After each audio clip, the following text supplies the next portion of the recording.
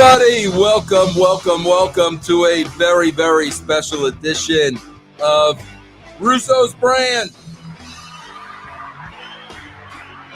Now, guys, you know I don't normally do this. I don't normally interview people, even though this is not going to be an interview. It's going to be a discussion. You know, bro, I've had my fill with talking to wrestlers about wrestling. I'm done with that. I've been done with that. I'm over that. But what I am, bro, is I discover people. I discover a new young talent. You know, let me explain to everybody about the louse who calls himself the Disco Inferno.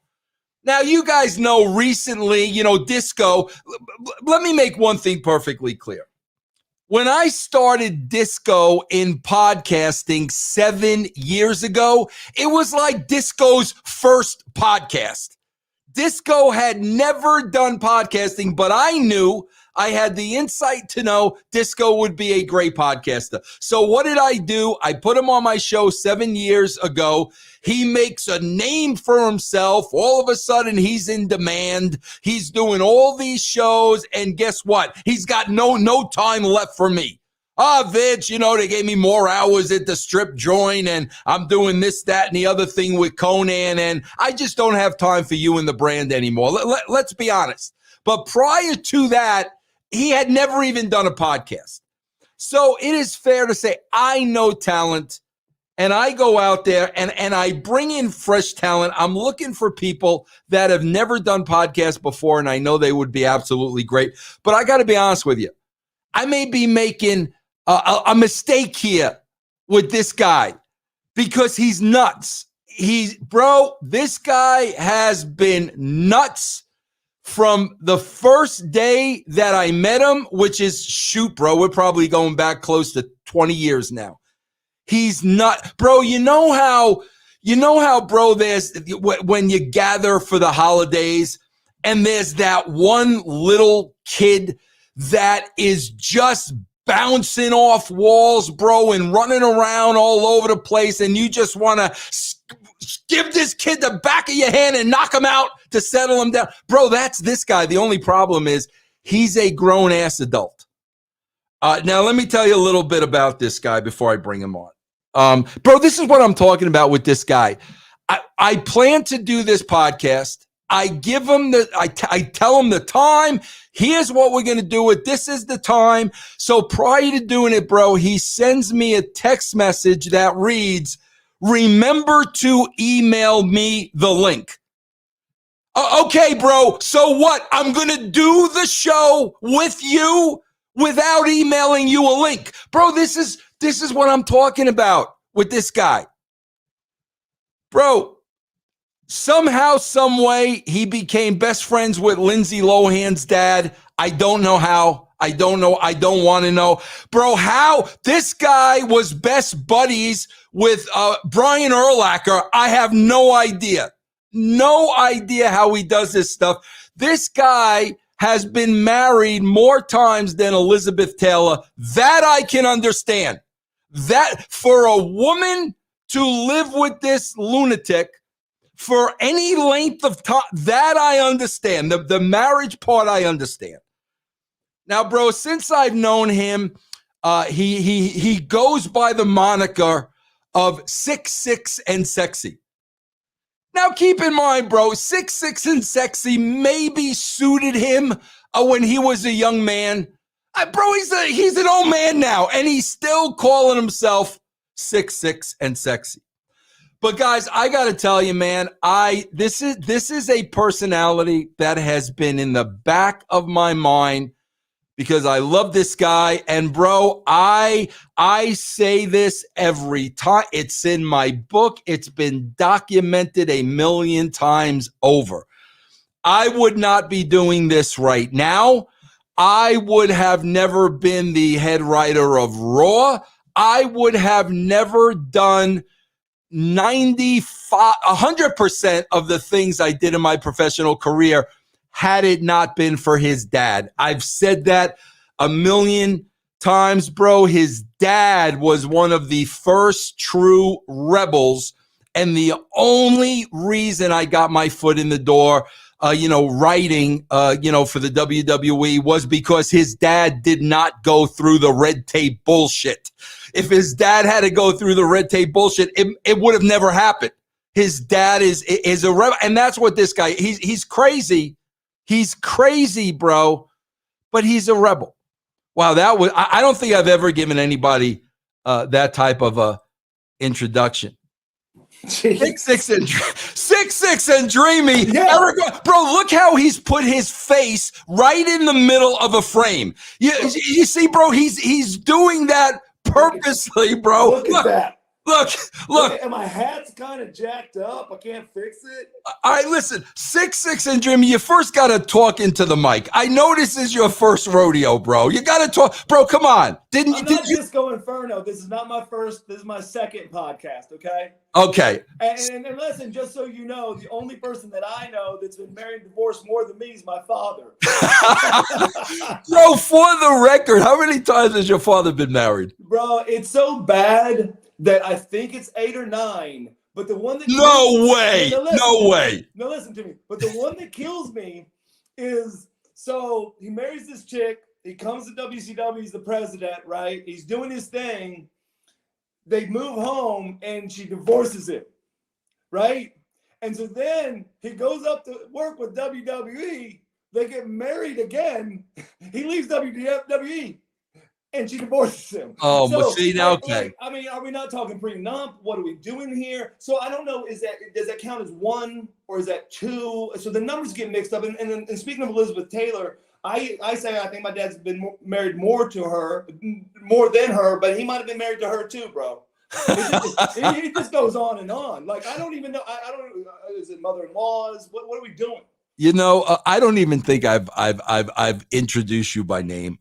This is 6'6" and sexy Eric Watts, bro. This is no, we met prior to 2002, actually, bro. That tag team that was sweeping the nation at WWF, bro. The Techno Turds, bro. Techno Team 2000, bro. That's where we met.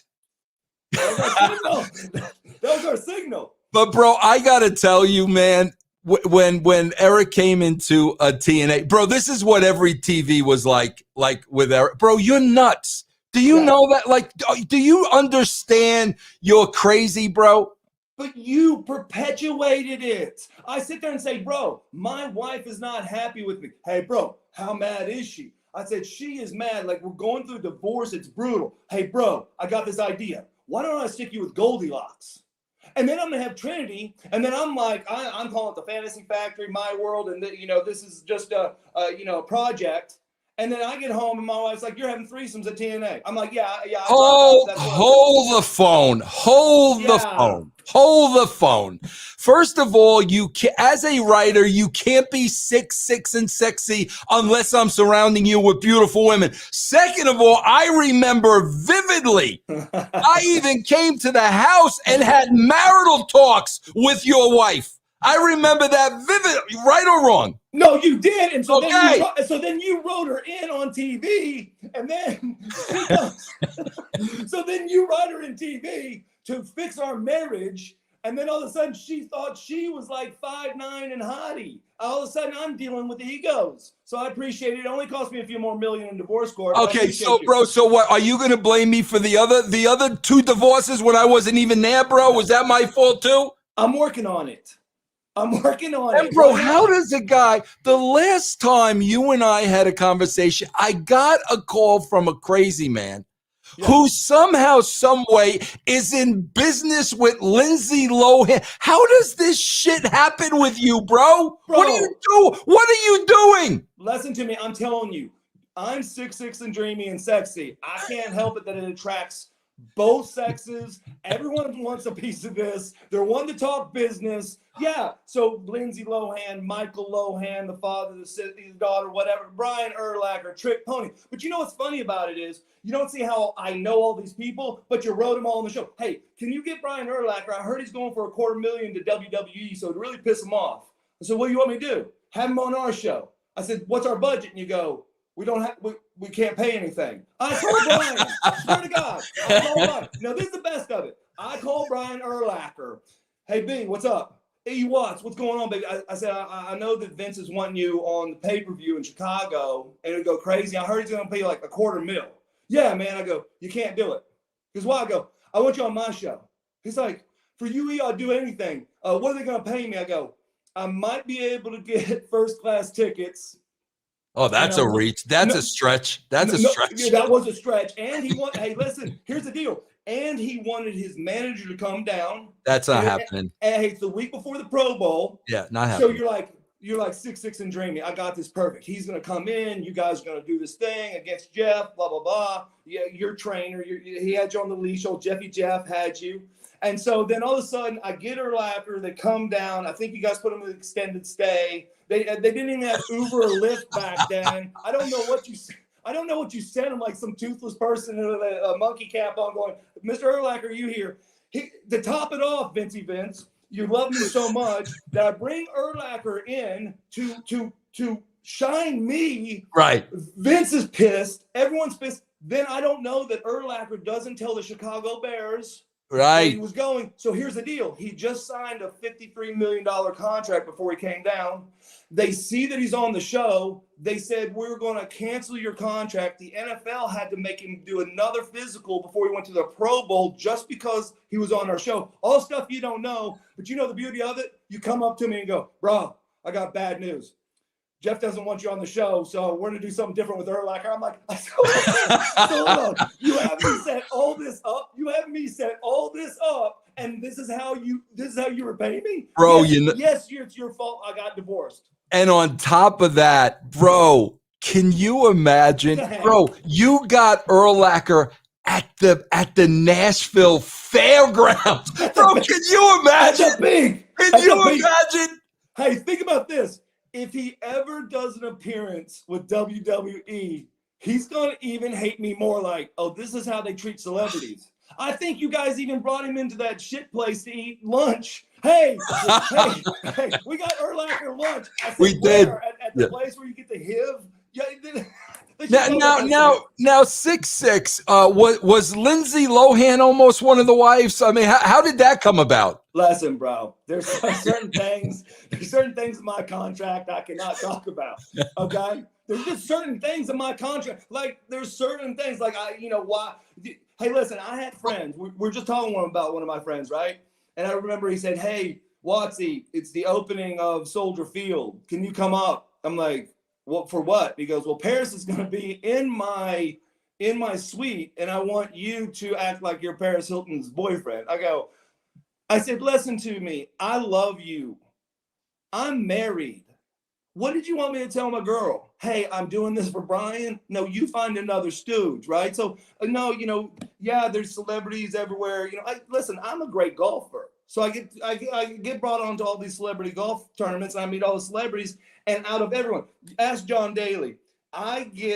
They pay more money to play with me than John Daly. All right, listen, name dropper. Yes. Bro, I'm always curious about this because, I swear, bro, I'm always thinking about you. My memory was recently refreshed. Somewhere I saw pictures of you and Paige.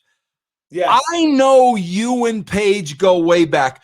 When you and Paige are together, right? Do both of you talk continuously and not listen to the other guy? Like that? What is a conversation like with you and Paige, bro? What is that like? Well, I mean, first of all, he knows how to beat me in conversation because usually it's a hug. How are you doing?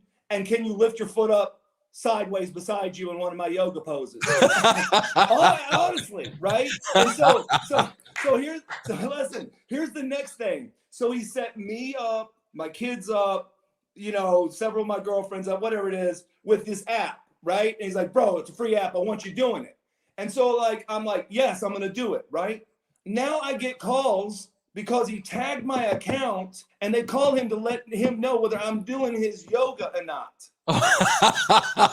So now my conversation is like, hey, bro, I need to talk to you about this big thing coming up in my life. By the way, you're not doing my shit. I'm like, what? How do you know this? Well, I was just checking in. You were checking in. You got 5 million accounts. You're checking in on 6'6" and not so limber. Are you kidding me? And no, I can't lift my foot up beside my head. Bro, you see, listen, I just want everybody to know. You see what I'm talking about? I'm exhausted. 15 minutes, 28 seconds. I'm exhausted. I'm exhausted. Bro, I'm exhausted. See, here's the problem, 6'6". Here's the problem. Now, you see 6'6's personality. It was like this every week at TNA. Here's the problem now. I want to make 6'6 the next big, huge podcasting star.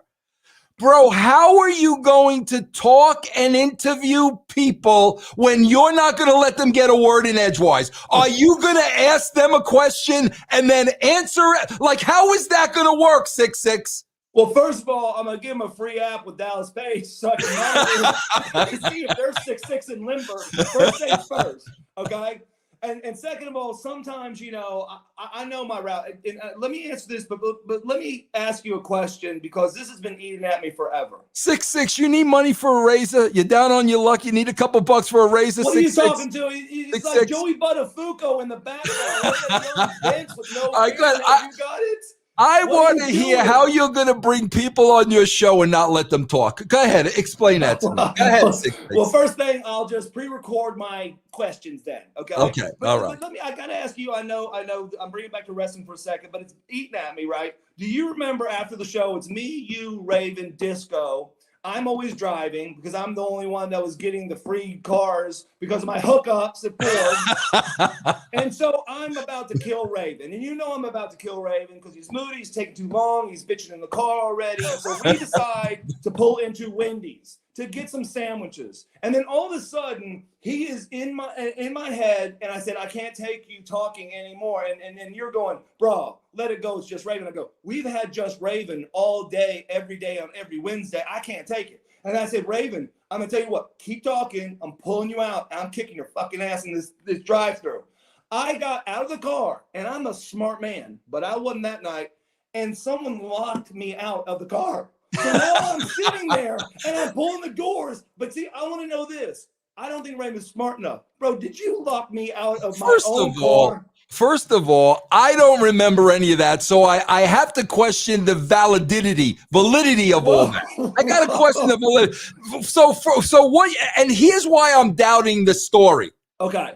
You're talking about somebody else talking too much? You're talking about someone else talking too much. Yes. It was a lot. See what I mean? It's not too much. It was a substance. Listen, when I bring people on, you see what I mean? Everybody watching this show, look, you see what I mean? This is it. This is what you get. You see what I'm talking about? Go ahead. Well, maybe what I should do is stand in for you since you don't interview anyone anymore, and I can just do all the talking like you do. I'm out of breath, bro. I am out of breath listening to you. I'm out of breath, bro. Okay, I'll bring people on and I'll text them. And then they can answer my text on screen. No, not so much. How's your dad doing, bro? Oh, bro, he's his health is pretty bad. You know, he's the back's giving out. He's got a paralyzed lung. Skin cancer on his head.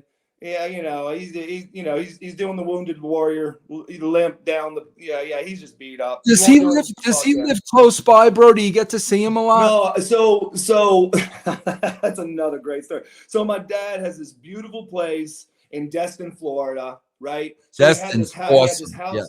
They had this house on the beach, 3 stories, and then the top was like a lookout. So him and his 8th or 9th wife would every morning walk up there to get coffee, right? And probably don't tell me he pushed his 9th wife off. No. Okay, no, but I thought he maybe got the coffee to remember her name. And so his back gets so bad that he says, I don't want to live here anymore because my back's bad. If I can't go have coffee with you in the morning, I want to sell this house. And so she goes, well, what do you want? And he goes, I want one house this size. I want to see the beach. I want to do this, right? So she goes, okay, I'll find one. He goes, no, today. So my dad, I don't think he's ever had a condo. They found these 2 towers in Destin, hot plates, golf courses, and all that, which he's never golfed. And he got the end unit, so it's a 180-degree panoramic view, 1 level. Elevator goes up to the top floor, only enters into his level. There's a waiting room outside the door. He's got it all. And then about 3 years in, I'm going down. I'm loving the place. He supposedly looked at his wife. He goes, I don't know how much longer I'm going to last. If when I die, are you going to stay here in Destin? She goes, no. He goes, so where do you want to go? She goes, I want to be closer to my kids. He goes, where do you want to go? She goes, right outside Branson, Missouri. And so now, which is awesome, but now I go see him. He's coughing. I got sinuses. I can't go outside. I'm like, and I bring him pictures. Do you remember this view of your place in Destin? You see what I'm saying? Oh, boy. Yeah, I love it. But and then here's his deal. He's like, I don't care where you get me. So, out there, on the beautiful lakes and stuff like that, he's not going to take time to build a house. So she finds a beautiful house right on the lake, right down from the guy that owns Cabela's and all this other stuff and his big resort and it dead ends in his pad. And they're like, great. But the only way I'll move in is if they put an elevator in the house. I'm thinking to myself, this house is 20 years old.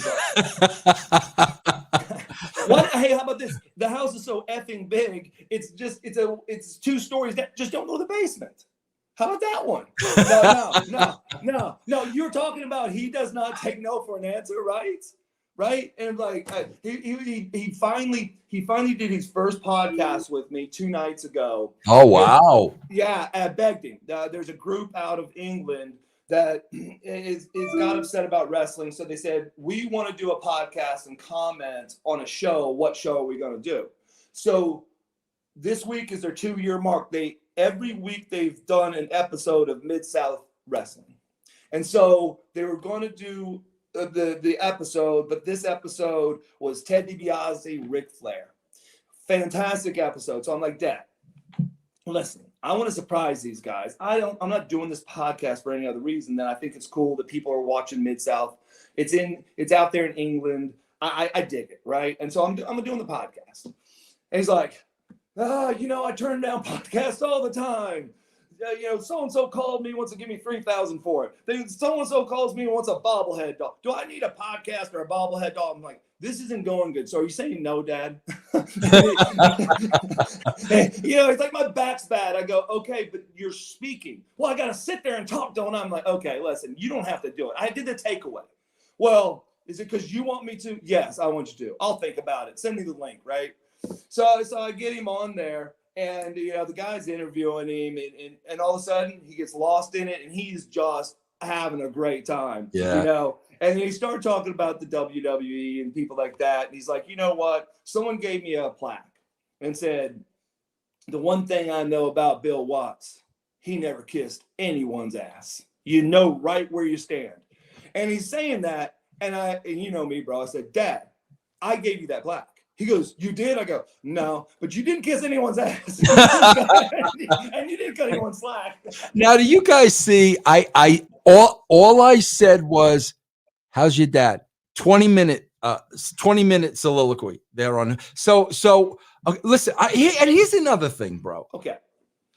You send me, I was so impressed with 6'1" and sexy. Your daughter. Oh yeah. So I'm all excited about watching. Yeah, your daughter's a point guard for Navy, 6'1", sexy. Yeah. I'm all excited to watch this game against Georgetown because I'm like, oh, that's pretty impressive. Yeah. So I go to, you give me ESPN Plus, 7 o'clock, this and that. Bro, I had to pay for it. What are you, nuts? Bro, you tell me to watch your daughter and I've got to pay for a streaming service, bro? You really? I'm billing you for that, bro. No, I'm good. You did. Listen to me. I got so many accounts because I have so many people. You can have 3 people. Can I have your other 2 passwords so that I can send them? I ain't giving you any of my information, bro. I can't get because you know why, bro? I'll tell you why. Bro, that was a beautiful segue. I'll tell you why I'm not giving you any of my information. She plays tonight, Friday night. Bro, do I got to pay for it? What's she on? Was she playing on Hulu tonight? What's she playing on Netflix tonight? What do I got to sign up for to watch your daughter play? ESPN 3. All right, listen. Speaking of why I would never give you any of my information. Whoa. Bro, do you know my identity was recently stolen?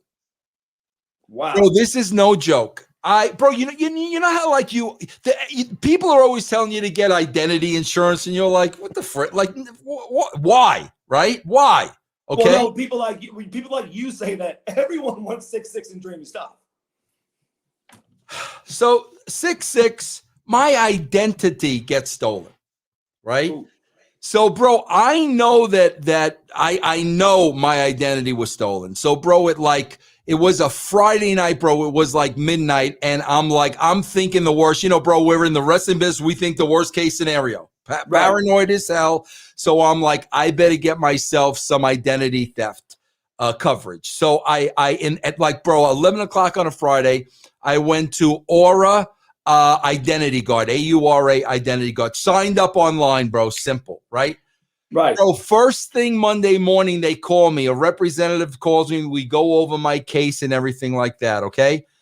Bro, from Friday to Monday, this person tried to open up 15 accounts in my name. Over the weekend, bro, 15 accounts. So, bro, what happened was Aura calls me, bro. They have every account. They've got every contact. They've got every phone number. Mr. Russo, you could either call these credit places on your own, tell them what happened, or we'll be on the phone with you and we will call with you. So, bro, on that Monday, we called everyone. We put the kibosh. But here's the thing, bro. These people don't stop. Like a month will go by, bro. You think you're in the clear. Then all of a sudden, from Aura, I'm getting three more, bro. They email you immediately. Immediately. They send you a text message. Bro, somebody's trying to open up a name in your account. Right, man. Now, bro, I'm sure you're online a lot. You probably put a lot of your personal information out there without even thinking of it. I do. What are you, an idiot, bro? Why are you doing that, bro? Why are you doing that? Bro, the dark web, they send it all out. I can get your stuff. How do you think they got it, man? Bro, do you think you could get a razor from Aura if you're a good customer? Maybe they'll throw you a razor as like a bonus. Well, after they fix your credit, can they fix your Aura? Okay, listen, everybody, guys, I'm telling you, man, if you're online, you're ordering stuff through Amazon and eBay, and you're putting your information out there, bro, there are hackers waiting to get your information. In this day and age, you need an identity guard. And, bro, right now, if you go to Aura, AURA.com/Vince, they will give you 40% off any plan. That's Aura.com/Vince. Check it out. 6'6". Hey, why don't you have them call, since you're mad at me about the ESPN thing, my daughter playing, even though she plays for our country, and tell Aura that maybe someone stole your identity and get your ESPN money back. But don't do it until after tonight, because she plays tonight. Bro, I got to ask you a question. Yes. You're one of, bro, my whole life, we're gonna dive into this a little bit. Okay. Bro, my whole life, the one thing I am drawn to is characters. Bro, the very first character, and I'm a little older than you might not remember this, but my very first character as a kid, bro, was like in 1968, so I would have been 7. There's a show, Rowan and Martin's Laughing, and they introduced Tiny Tim. And I always drawn to characters. I always love characters. Bro, no doubt in my mind, 1,000%, that's why I was drawn to you. You are a full-blown character gimmick, and I love that. But here's the part that I don't understand. So, I love 6'6" and Dreamy, always love 6'6" and Dreamy, but then there's always that person that you rub the wrong way, which I never understood. Like it cracks me up when like, why, how, and bro, here's what we're talking about here. We're talking about Jeffy Jeff. Bro, when I say Jeffy Jeff, guys, I'm not talking about the Fresh Prince of Bel-Air. No. Bro, Jeff Jarrett just did not get 6'6", did not like 6'6". Bro, I can't understand how two people can be completely opposite where you entertain the shit out of me, but then like freaking Jeff cannot stand you. How does that happen, bro? Bro, if this is okay, I'll make it as short as possible. Think about Oh this. boy. Wait, hold on. I wait a minute. You said I'm going to make this as short as possible. I want to put the time. It is 30 minutes and 36 seconds. Go as short as possible. Go ahead, bro. You basically called me, begged me to come to the show because Jeff wanted someone really big to go against him that hadn't been on TV for a second. You thought it'd be a great idea. I'm like, no, I'm good to run my companies. I'll come check it out. Okay, let's do it. So we come in, we do this angle, and we're setting up for a main event. And you come to me and go, bro, I got bad news.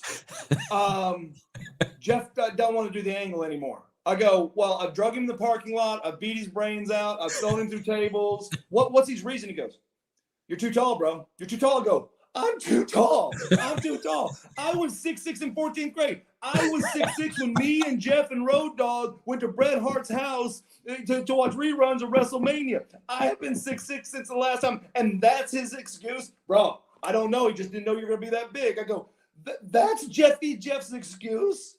Like, I didn't do anything to Jeff.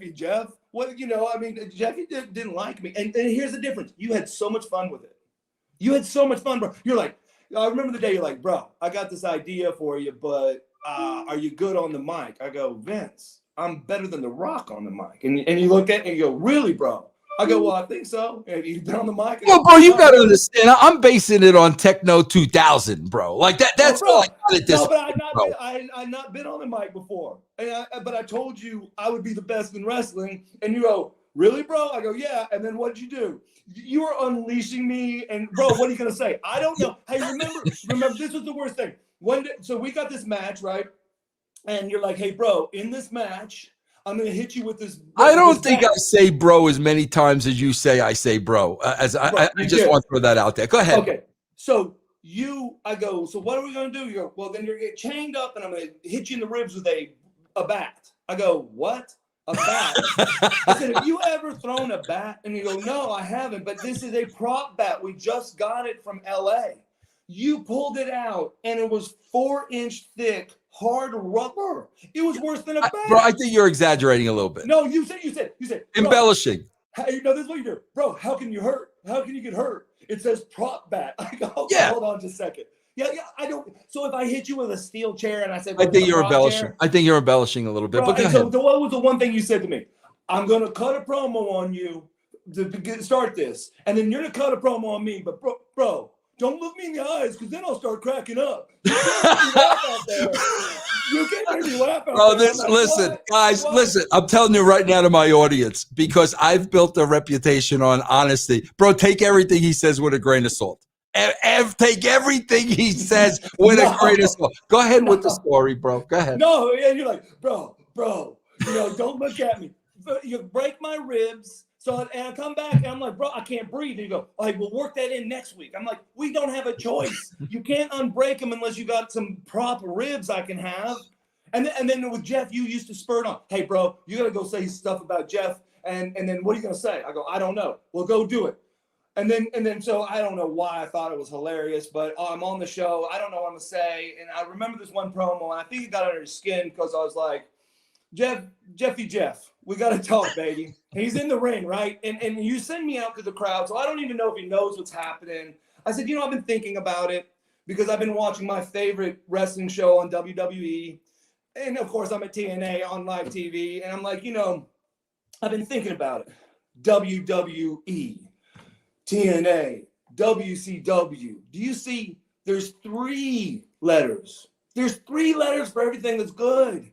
I said, now we got my favorite wrestler, Triple H, Hunter, Hearst, Helmsley. Now, bro, you got to understand, in my mind, you sent me out there like you always did, like just make some stuff up. So it's just going in my mind so people will understand why I'm crazy. And I go, so I think that the only way that we can have a serious show here is if you change your name to 3 letters, and I think I know what it is. bro, I had no idea what I was going to say. I go, you are now. They got Triple H. We have Triple J.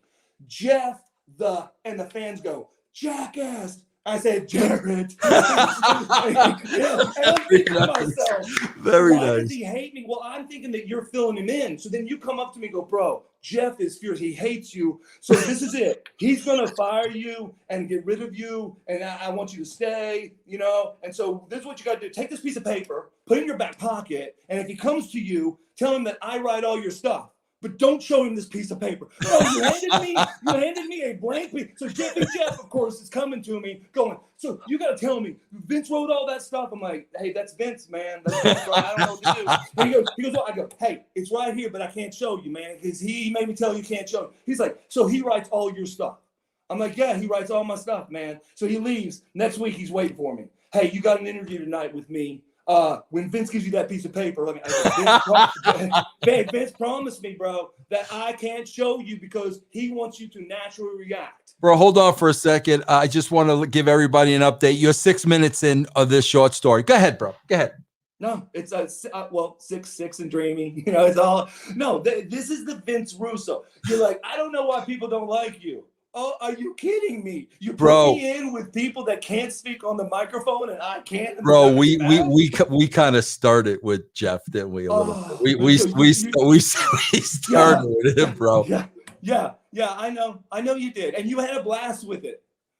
But bro, listen, let's be honest, because you said it earlier. Bro, freaking Raven had that same effect on you, though. You were Raven's Jeff Jarrett, right? Yeah, but I drew ratings. Oh, Jeffy Jeff, and he didn't like me telling him about Road Dogg. I'm like, hey, Road Dogg's here. Jeffy Jeff is here. The only way Jeffy Jeff could talk was when Road Dogg spoke for him at WWE. Can't we do that same angle here? Oh shoot. Now your ratings just went down. They're back. No, I'm sorry. Your ratings are back. Yeah. 6'6". Listen. So many things you did to me. How are you going to, is this going to be a 3-hour monologue, these shows every week? If we do, like, what is this going to look? I'm a little afraid of what this is going to look. You're going to give people heart attacks, bro. I'm out of breath listening to you, and I'm sitting here.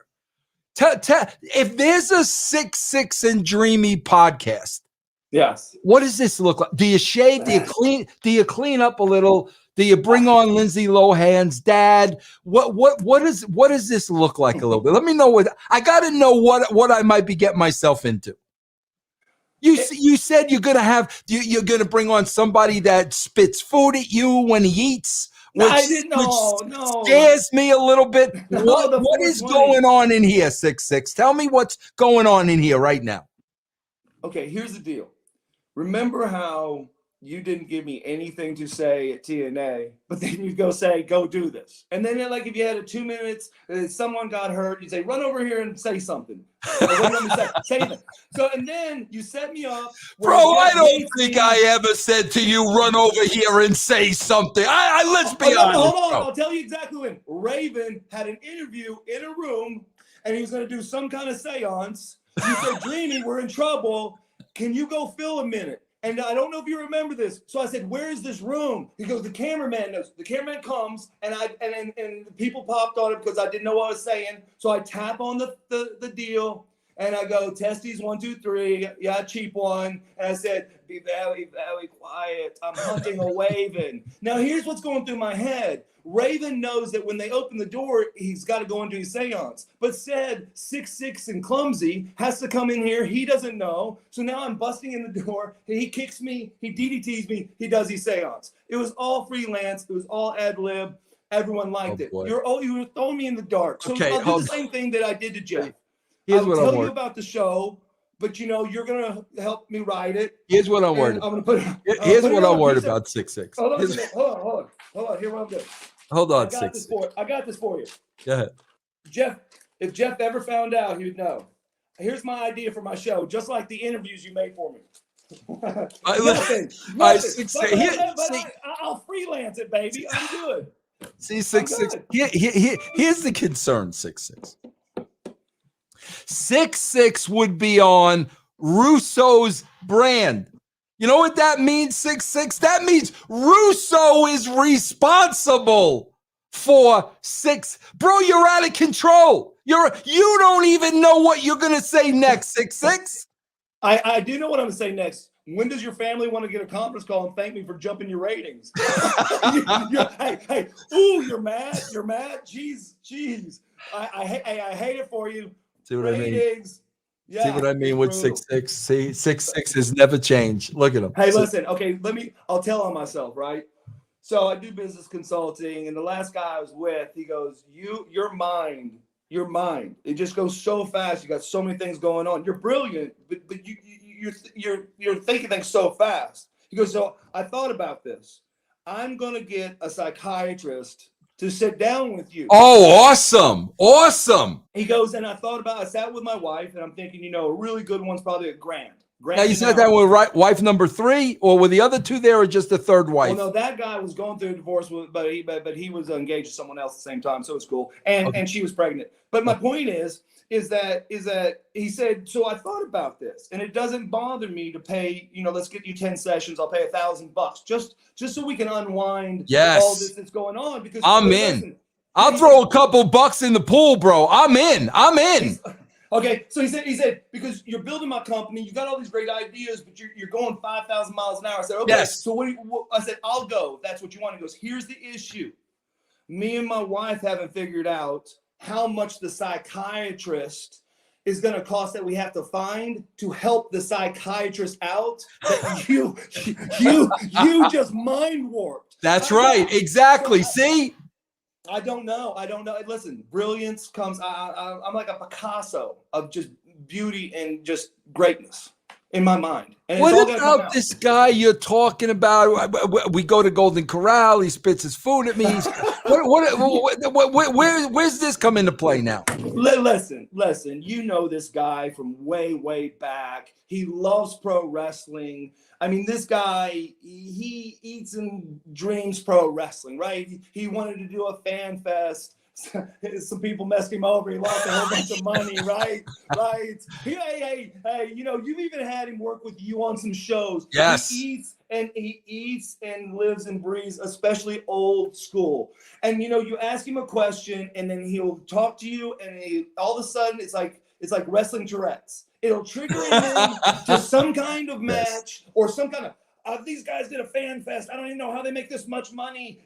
I lost money and I'm better than them. I go, no, you just answered the question. They made so much money and you don't know how to do that. Right. Because you don't understand why they don't steal your idea, use it so you can say it's the least successful, which did happen in Chicago one time. So, but what I'm trying to say, bro, so I would say he probably needs to move to Denver.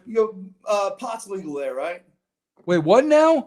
Marijuana is legal in Denver. Oh, right? yeah. Yeah, absolutely. we might have to do the show with this guy in Denver. Oh boy. Yeah, but when he gets going, right? He's got the hippie hair, and he's got the thing, and before you know it, he's yelling and screaming at you, but he's telling you, and I'm not even mad about it. I'm like, I think that would be a pretty good character. You know what I'm saying? I mean, his initials are TC. So maybe we can nickname him THC, because isn't it like THC and marijuana? I don't know. I got some characters that love wrestling, and they should be heard. All right, listen, 6'6". We're gonna have to plot this out, because I ultimately am going to be held responsible for 6'6". Well, when you write it out, will there be writing on the page you're getting? There will be no writing on the paper. No writing whatsoever. 6'6". So, bro, refresh my memory. I can't believe the way you remember all these stories, which blows me away.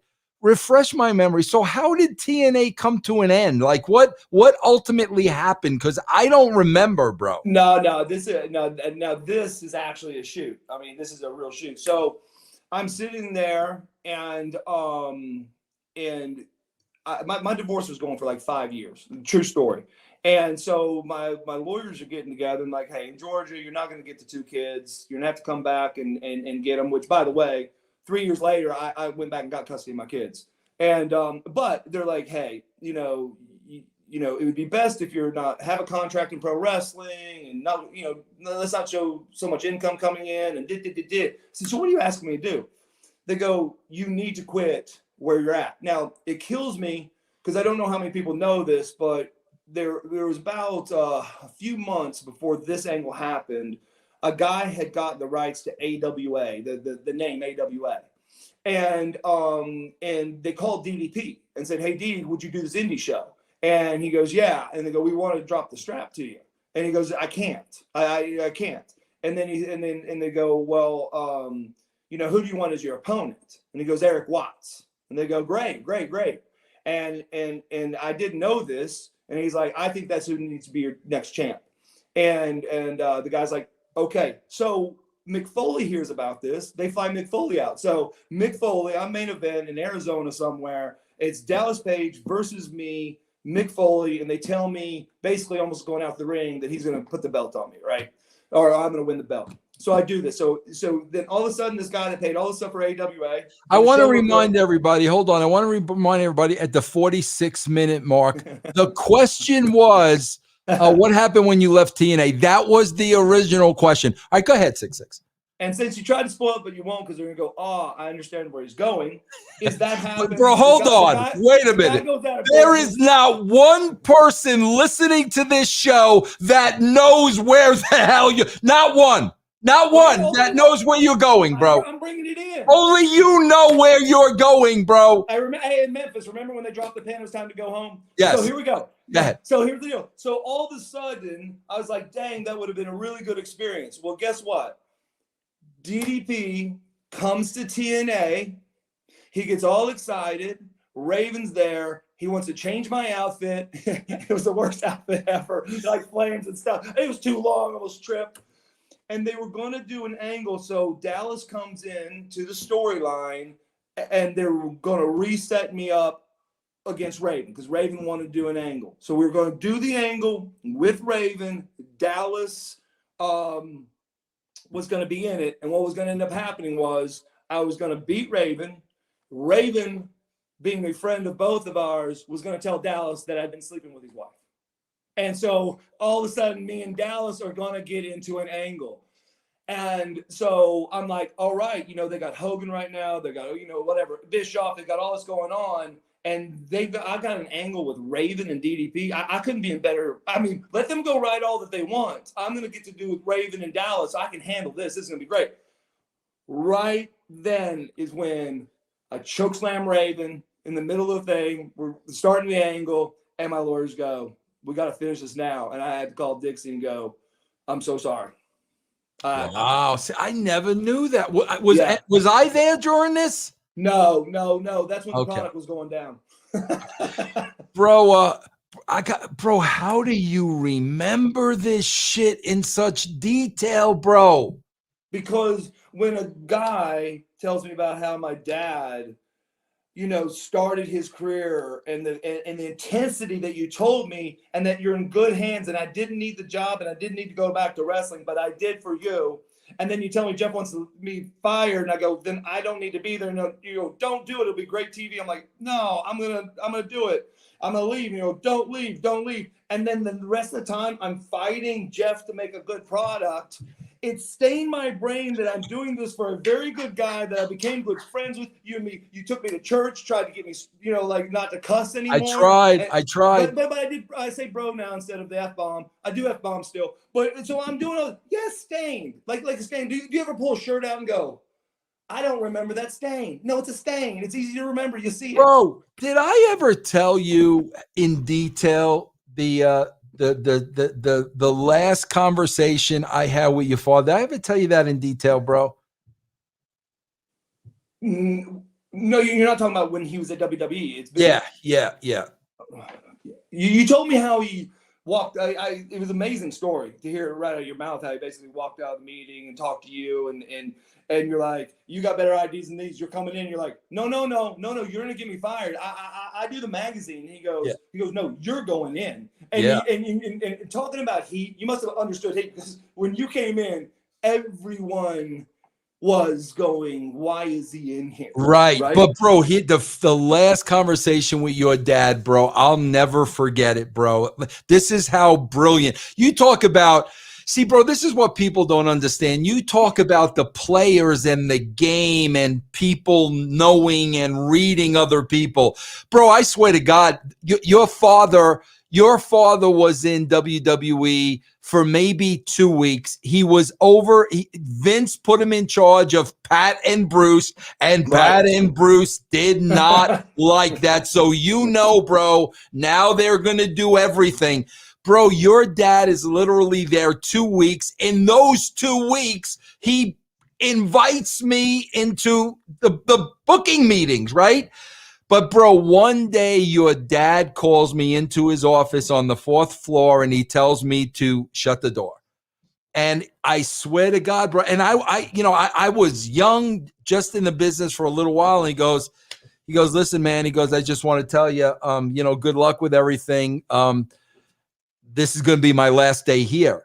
And I'm like, what are you talking about? And he goes, I haven't heard from Vince all day. I haven't heard from Pat. I haven't heard from Bruce.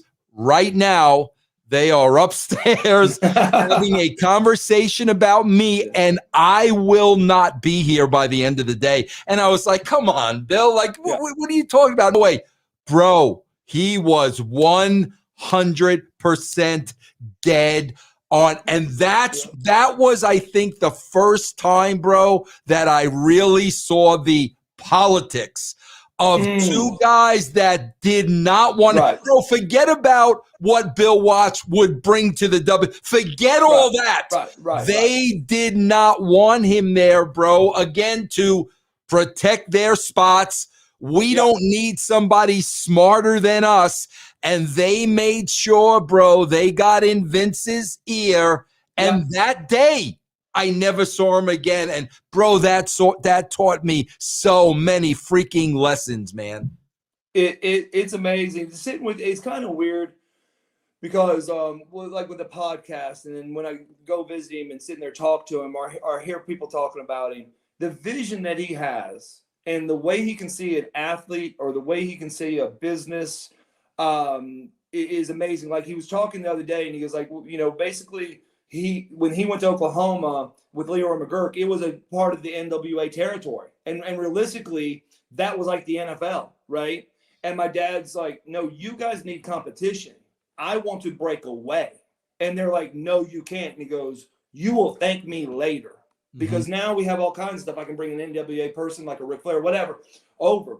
And he said, and Gotch, and he named names. He goes, it wasn't 2 years. He said, the greatest thing that happened is that you broke away from us. So who's this guy that's going to go walk into the NFL and say, by the way, I'm going to go start my own league, and you're going to thank me. And then it happens. And then you hear it. I heard with Animal.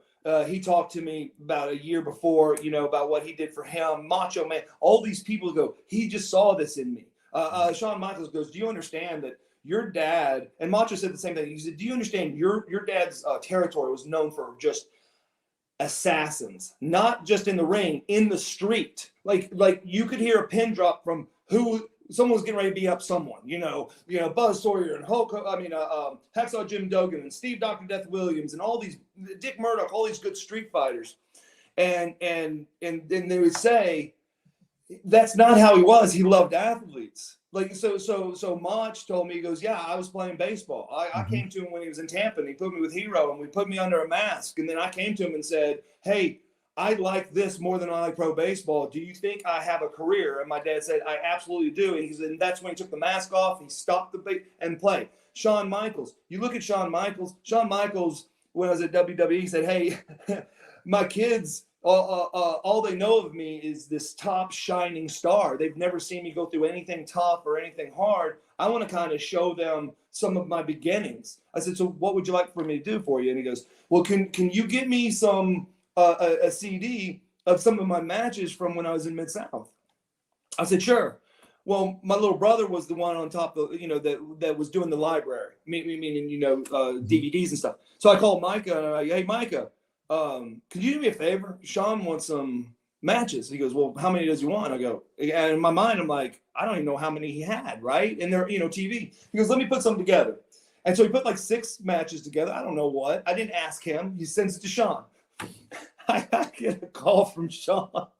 Shawn's like, Eric, I gotta talk to you. I'm like, yeah, Sean, what's up? He's like, I don't know whether to thank you or hate you for sending me this DVD. I'm like, what do you say? He goes, I don't think I did an offensive move. He goes, I just got my ass kicked the whole time. And I said, but Sean, listen to me. That's what a visionary my dad was. He goes, what do you mean? I said, you did really take a great ass whooping. Oh, absolutely. Bumps and stuff. Yes. And let me tell you what, I don't think anyone knows. I don't know if I've ever said this. I remember Shawn Michaels and Kevin Nash brought me into a room in one of the stadiums and said, and which I love, people do this all the time. Hey, bro, how you doing? I'm fine. Hey, do you have your dad's phone number? What? No, I don't. I don't know my dad anymore. So they do. It's kind of like, that's kind of like you sending me a text. Hey, bro, send me the link before the show. It's kind of like that, right? Well, if you want to tell the whole truth, since you can't, I sent you 2 with my email, and you're sending it to a wrong email. Well, because nobody's got Yahoo. Nobody's at Yahoo, bro. You're the only one at Yahoo, bro. No, but here's the deal. You make the mistake, and then you dog me.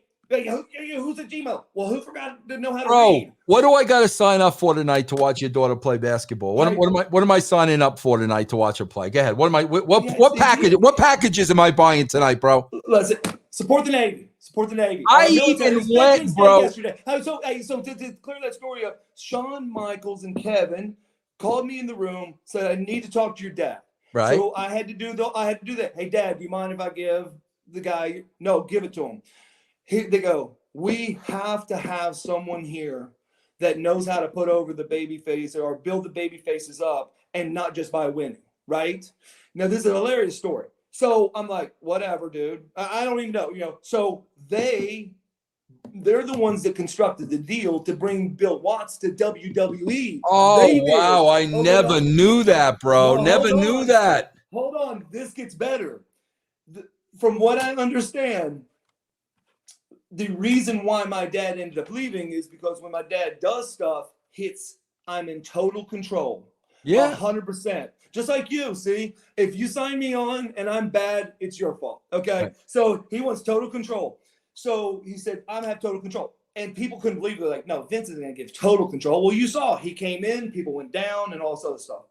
So supposedly, some guys, preferably one of the guys that was in the past story that I told you about, Shawn Michaels, had come to him, and he was tired of the fact that he was always laying at the end of the TV show. Whether he won or lost, he was tired because he couldn't do his hair and he couldn't, for whatever reason. And I have nothing against Shawn. I am one of the biggest Shawn Michael marks. His ability in the ring is phenomenal. Now, I don't know if it's true. This is what I heard. And Vince came down and said, look, I've got to take the creative control back on a few of the talent, or I'm going to have a talent problem because they don't like the way you're writing them on the shows. And from what my dad said, he said, Vince, you know me. You asked me. I told you. The day I don't have total control, because I can't let you judge me based on the product if you're doing it or other people are doing it. I've got to do it. Because if I do it, yay. And if I don't, fire me. And my dad said, Vince, I'm gone. My dad left. It wasn't more like a firing. He left and went home and said, send me my severance, basically, because everything he does, he's very good with contracts and stuff. When he left WCW, he didn't get fired from WCW. He left WCW because of a situation that was so crazy. And my dad said, he would never tell me dollar amounts in these contracts, but he's like, son, he goes, you know what? It's bull crap. We were building it right. We were doing this. Ron Simmons, the champ, all this stuff. And they pulled some bull crap. And he said, so the topic that they went on, bringing up an old interview and brought in Hank Aaron, which was a good friend of mine, and the way they were doing it, I wasn't even going to give the problem life. So I said, you know what? This is pathetic. I'm out. And he said, do you understand that because I do my contracts, they had to pay $60,000 worth of moving expenses back from, he goes, and they just paid me a year and a half earlier, $60,000 to move. I said, what did you move? The whole house? The entire house? Yeah. Wow. Wow. That's crazy. Yeah, yeah. Well, listen, 6'6". Oh, you froze on me for a second. All right, 6'6". We're gonna have discussions. We're gonna have top level talks to see if this is a possibility. 6'6", because I know somewhere along the line you're gonna get me in trouble. I got to take that into consideration. But listen, are you out on social media at all? Like, how can people follow you now? Are you out there at all, bro? Where do you want to send people, 6'6"? Man, listen, honestly, on the social media front, I'm not the biggest on social media, but my daughter was, and then when she went to Navy, they actually made her stop, trending so much. She can only say certain things.